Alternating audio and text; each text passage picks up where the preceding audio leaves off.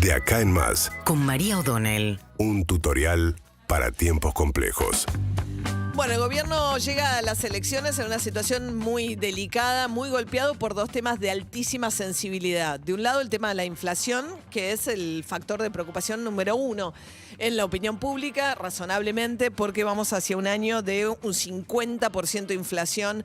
Seguramente el año pasado fue del 36% y este año vamos a estar en un año mucho más inflacionario todavía.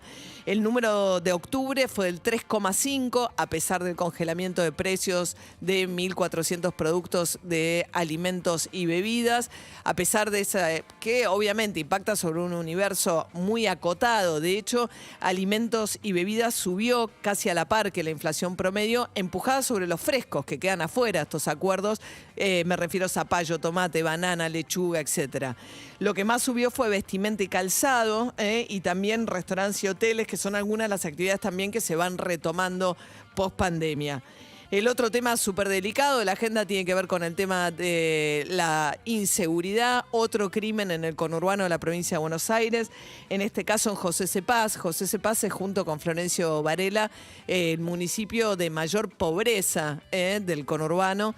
En este caso, en una panadería, estaba trabajando un chico, Joel Sánchez, y le dieron 4 puntazos en el pecho y lo mató un ex convicto llamado Claudio Sánchez, que escapó en la bicicleta cuando le intentaba proteger aparentemente a alguien que estaba dentro de la panadería de ese robo.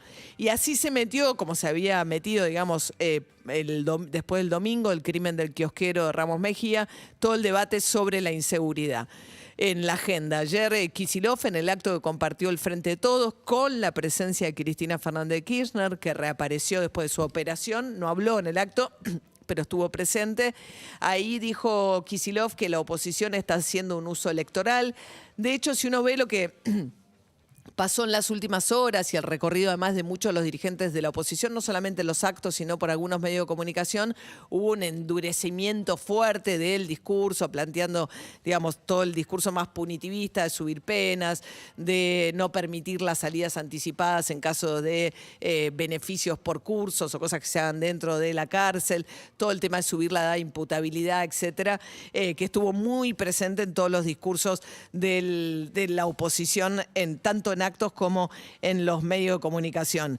Alberto Fernández, mientras tanto, tomó la palabra como único, no como único, en el cierre, en realidad, el acto en Merlo, y dijo que se va a tomar el tiempo que haga falta para cerrar el acuerdo con el Fondo Monetario, como si tuviese a su disposición ese tiempo, que no tiene. De hecho, ayer el dólar blue tocó un récord de 207 pesos, muy empujado por un escenario de mucha incertidumbre. Lo estuvimos charlando, el Banco Central que pierde reservas y unos vencimientos entre enero, febrero y marzo, sobre todo, que hacen que no haya más plazo. De hecho, Martín Guzmán había dicho que quería cerrar el acuerdo con el fondo entre enero y febrero. Ayer, en un acto de campaña, Alberto Fernández diciendo, bueno, me voy a tomar todo el tiempo que tenga, insisto, como si lo tuviera.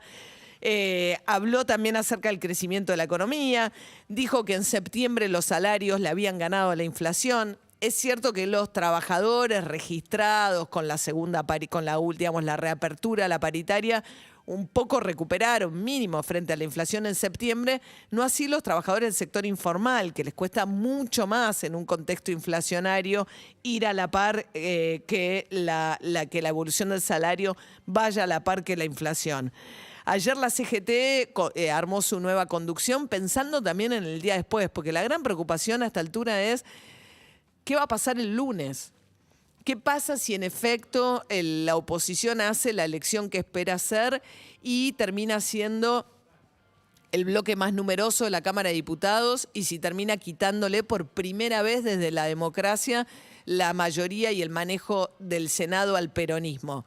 Si repite la elección de las PASO, el bloque del Frente de Todos, sobre 72 senadores se quedaría con 35. Y una cantidad equivalente la oposición, y quedarían como los grandes árbitros del Senado, por ejemplo, Beretilnec, que viene de ser el gobernador de la provincia de Río Negro, un aliado del oficialismo que algunas veces los acompaña y a veces no. De hecho, tuvieron mucha discusión por todo lo que pasaba con la cuestión mapuche.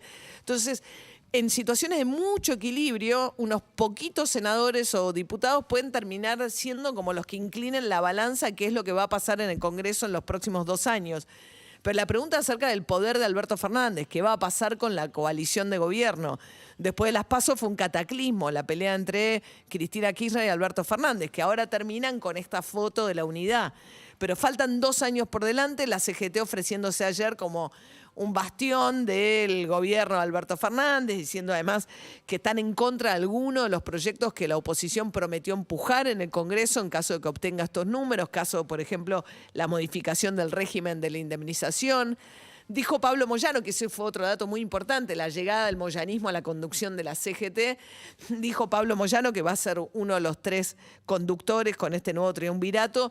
Dijo, es cierto, el gobierno no pudo controlar la inflación, pero sin embargo el peronismo es el gobierno que no afecta los derechos de los trabajadores. Va a haber una marcha el miércoles, el Día del Militante, con el movimiento Evita, pensando en tratar de acolchonar lo que muchos prevén que puede ser una derrota muy dura, en especial porque además en este último tiempo se agravaron las internas del gobierno nacional y aparecieron en agenda estos 2 temas tan sensibles y que le repercuten muy negativamente al gobierno, que son inseguridad e inflación.